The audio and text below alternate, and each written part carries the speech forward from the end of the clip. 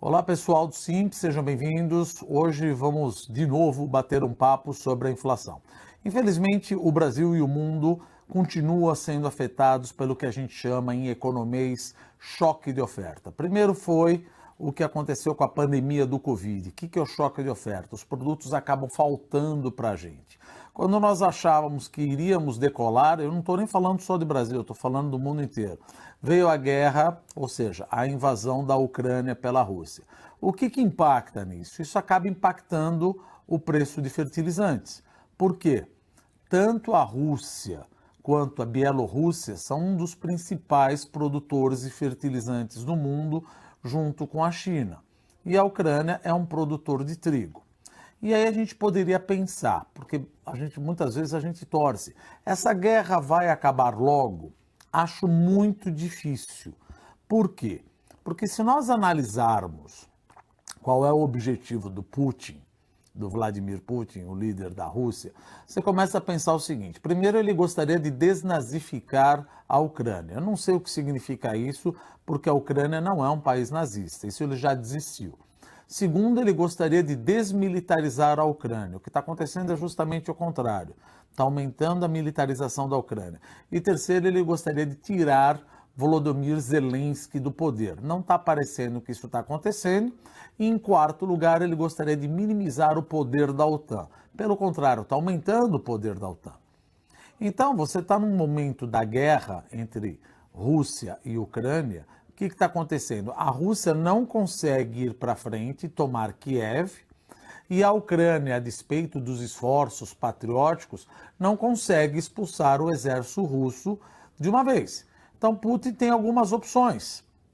Qual a opção está na mesa? Ou ele volta para a Rússia, de mãos abanando, porque ele não conquistou nada ainda do que ele desejava, ou ele volta, pede mais 180 mil soldados de 18 a 20 anos da Rússia, e vamos ver como os pais desses soldados vão aceitar ou não aceitar esse convite, ou o mundo, junto com os ucranianos, vão ter que dar uma saída honrosa para Putin parar com essa guerra.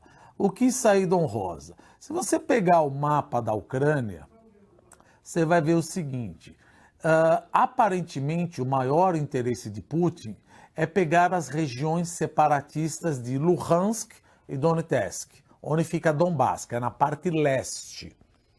Pegando essas duas, se vocês viram algum momento, algumas semanas, algumas 4, 5, 6 semanas atrás, que o exército russo atirou na maior usina nuclear da Europa, localizada em Zaporizhzhia.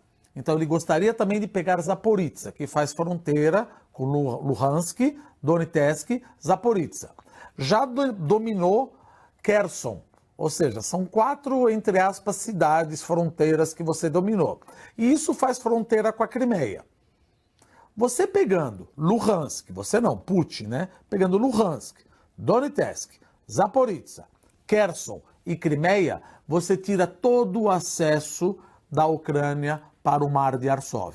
Isso seria, né, uma saída honrosa para Putin. Mas aí fica a pergunta: será que os ucranianos permitiriam isso? Acho muito difícil. Então provavelmente teríamos uma guerra de guerrilha. Aonde que eu quero chegar? Guerra de guerrilha seria uma coisa praticamente impensável. Mas aonde que isso bate no Brasil? A inflação de alimentos vai continuar, porque justamente esses países envolvidos, direto ou indiretamente, como a Bielorrússia, são os maiores exportadores de fertilizantes. Então, o preço do gás natural e de fertilizante vai continuar puxando a inflação, vai continuar puxando o preço dos alimentos no Brasil, e o Banco Central vai continuar puxando a taxa de juros. E você tem ainda um outro choque de oferta, que são os lockdowns que existem na China. Ou seja, são praticamente 200 milhões de chineses em absoluto lockdown, com apartamento selado em mais de 20 cidades.